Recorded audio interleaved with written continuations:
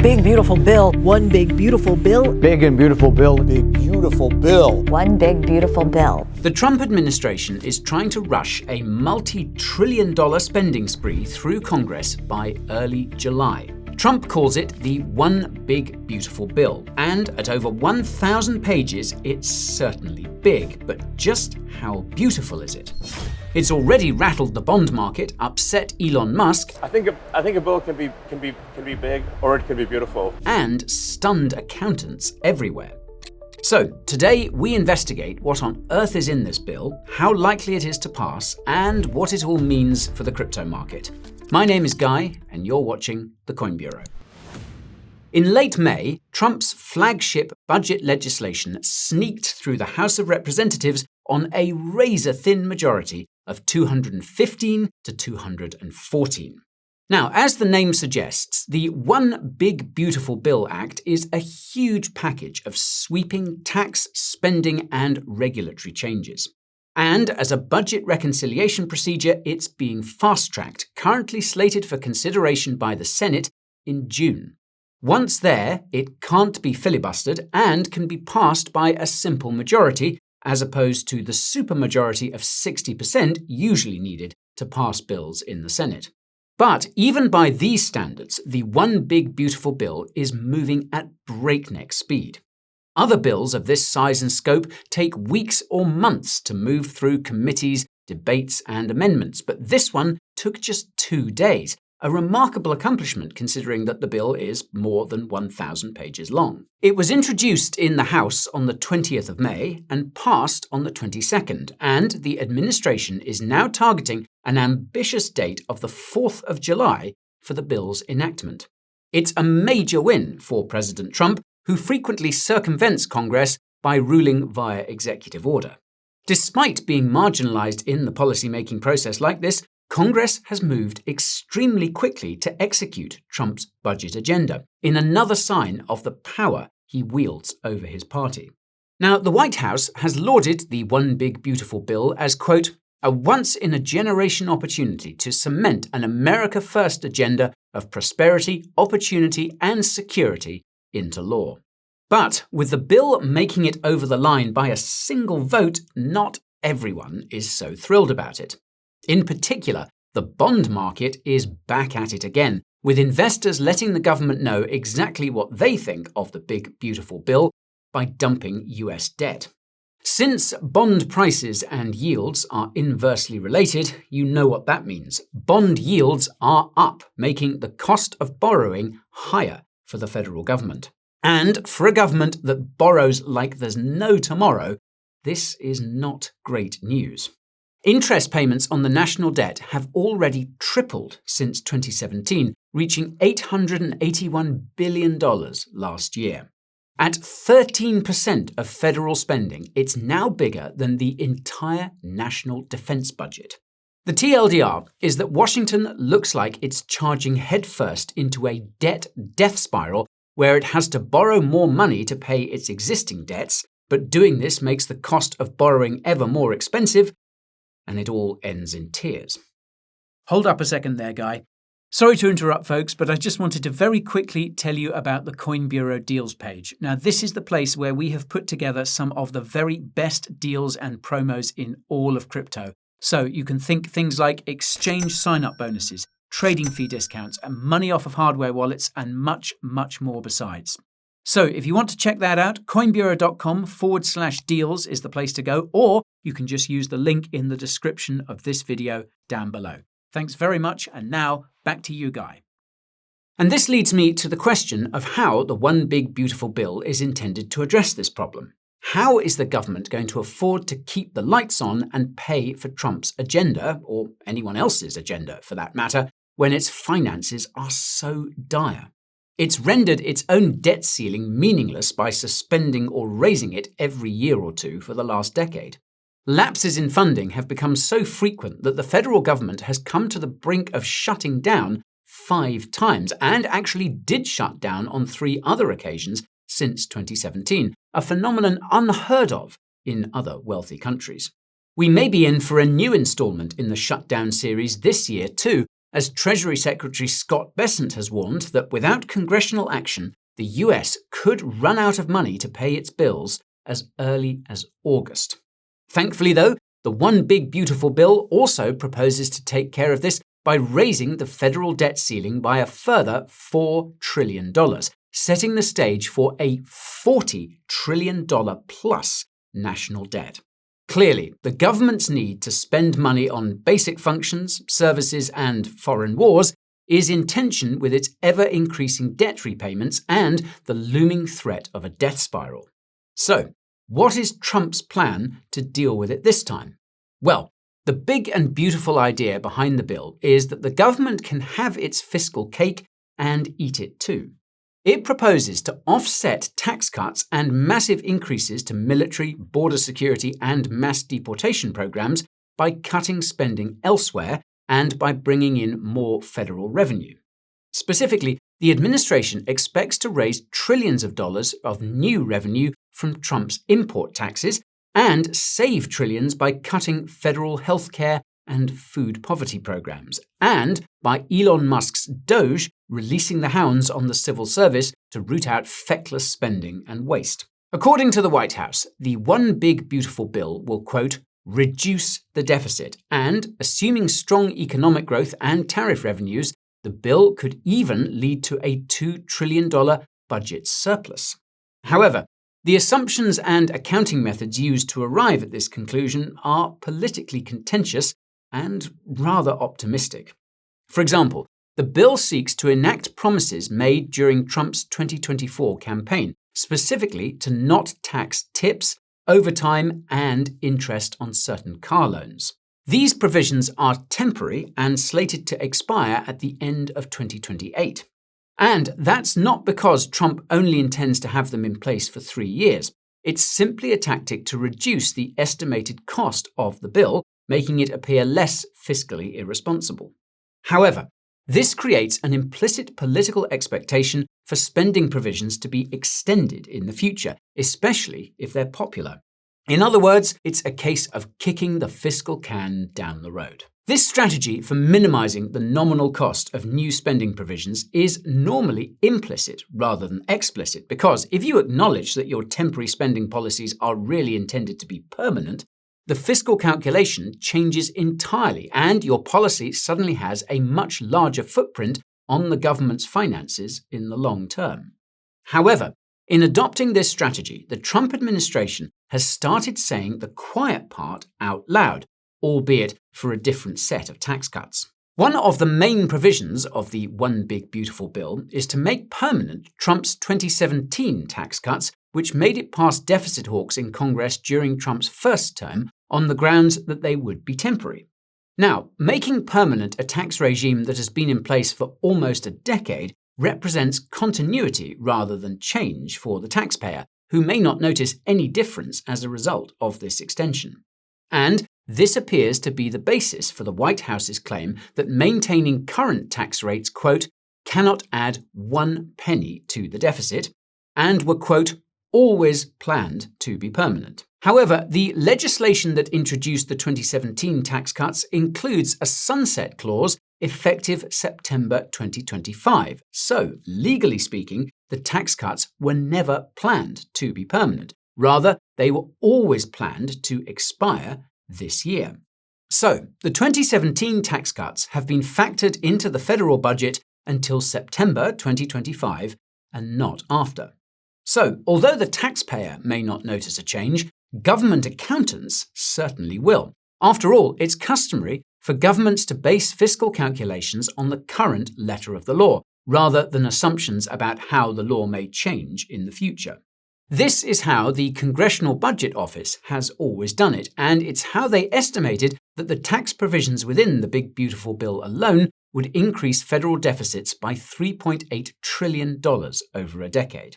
Now, this dwarfs the CBO's estimate of $1 trillion in spending cuts to Medicaid, food aid, and other services over the same period, implying a projected net deficit increase of $2.8 trillion. Independent tax watchdogs tend to use the same baseline for their calculation. The Committee for a Responsible Federal Budget, for example, estimates the bill would add $3 trillion to the national debt, including interest, over the next decade. The Tax Foundation, meanwhile, projects a $2.6 trillion deficit increase based on the tax plan alone. The White House, however, has described these conventional methods of assessing public finances as a, quote, accounting gimmick. The political disagreement over the Big Beautiful Bill has therefore transcended the contents of the bill itself and turned into a political struggle over how accounting works. As long as this is in dispute, a cloud of uncertainty is going to loom over everyone who relies in some way on official data about the finances of the US government.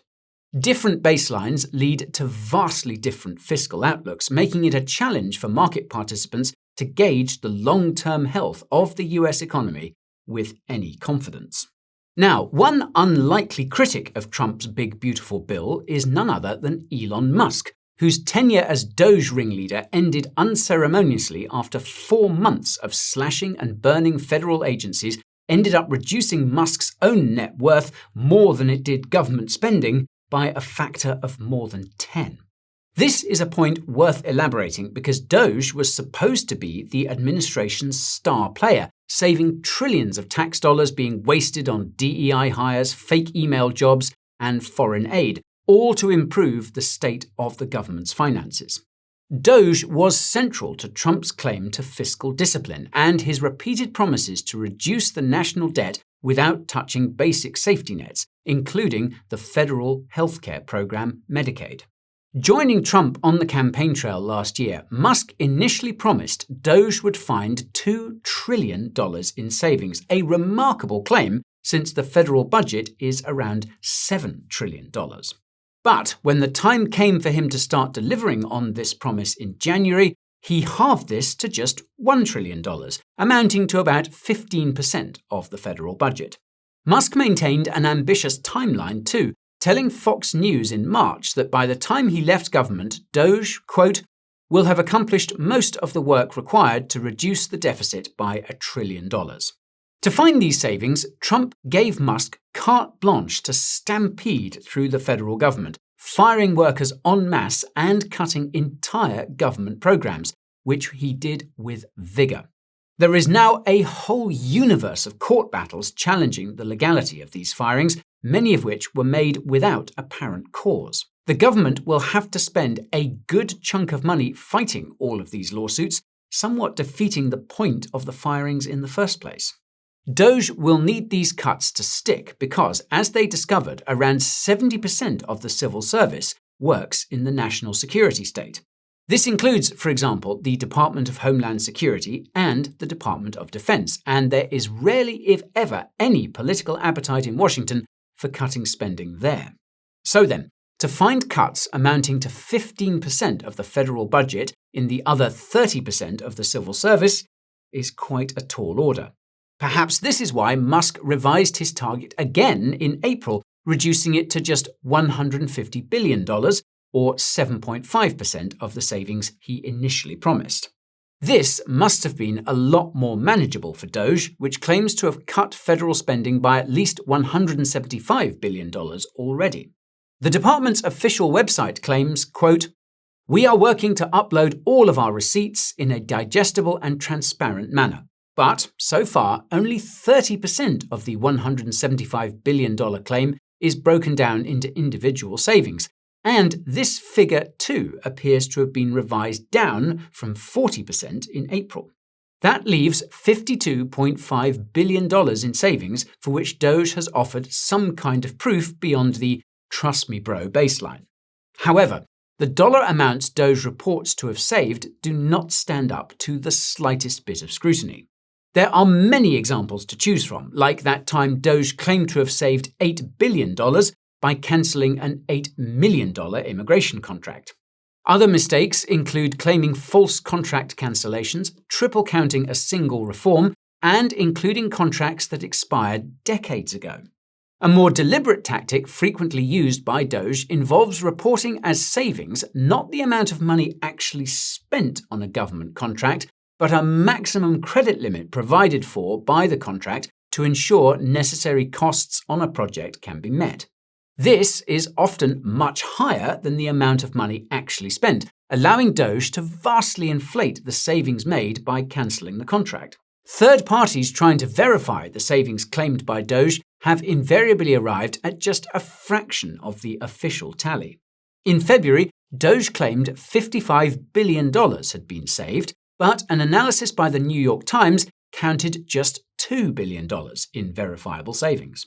More recently, a dedicated DOGE tracker website, last updated in early May, found just $16 billion in verifiable savings out of the $165 billion claimed by DOGE at the time. This leaves 90% of the figure claimed by DOGE unverifiable. And we have yet to price in the unintended consequences of abruptly firing tens of thousands of federal workers.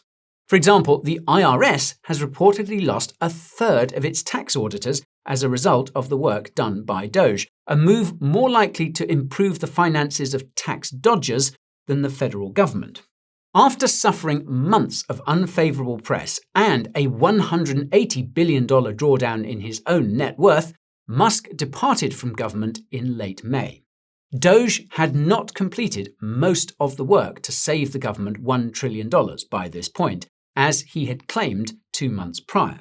Still, he told reporters in the Oval Office that DOGE would find $1 trillion in savings eventually, although he didn't offer a new timeline.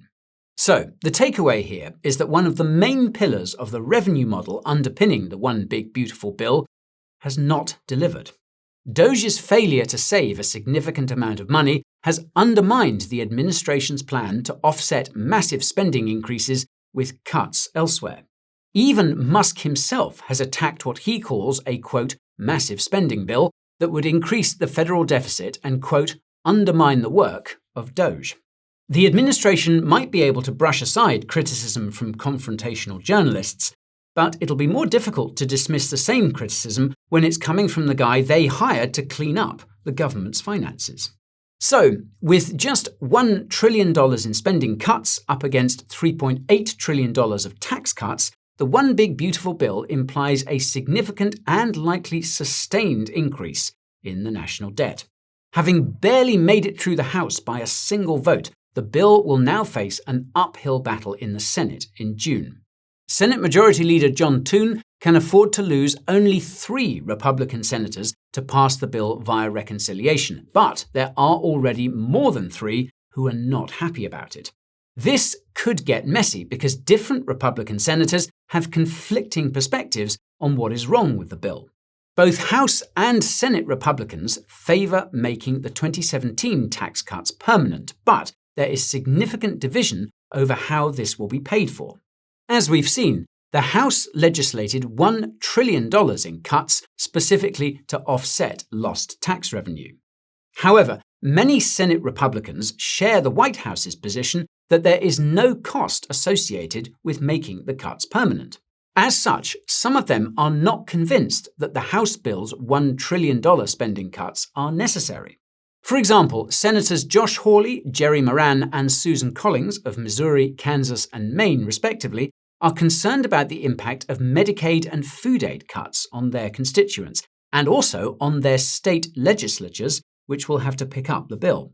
Trump is nominally on this side too, having promised on the campaign trail not to cut the programs his Big Beautiful Bill is proposing to cut. Despite endorsing the bill, Trump told Senator Hawley, quote, "Don't touch it, Josh," regarding Medicaid cuts. He might be better advised to say this to the senators who actually want to cut Medicaid, like Senator Ron Johnson of Wisconsin. Johnson is opposed to the bill on the grounds that the cuts to Medicaid and food poverty programs do not go far enough, and according to him, at least 3 other senators agree. Meanwhile, Senator Rand Paul of Kentucky is a fierce critic of the bill on the grounds of fiscal discipline. Specifically, he has said he will not vote for another debt ceiling increase.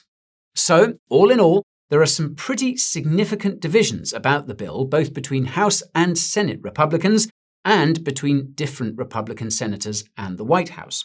Senators have longer terms than members of the House and represent an entire state's worth of constituents, and this typically leads the Senate to have a moderating influence on legislation passed by the House. This is also why the Senate has become a graveyard for many ambitious House bills over the years. So, we'll be quite surprised if the One Big Beautiful Bill is indeed enacted on the 4th of July as planned. It's highly likely that Senate Republicans will seek changes, meaning the bill goes back to the House and then back to the Senate again. It's also possible that the bill dies in the Senate, which would have its own set of fiscal and political consequences. For example, the US government running out of money to pay its bills and perhaps shutting down in August. Now, we suspect that the bill will pass sooner or later and that it will result in a multi-trillion-dollar increase to the federal deficit, necessitating yet more government borrowing. The bill is shrouded in fiscal uncertainty and, as such, has already introduced significant volatility to the bond market. With the administration questioning how the government should assess its own finances, the markets continue to show doubt over the future of the US national debt and the status of the dollar as the world's reserve currency.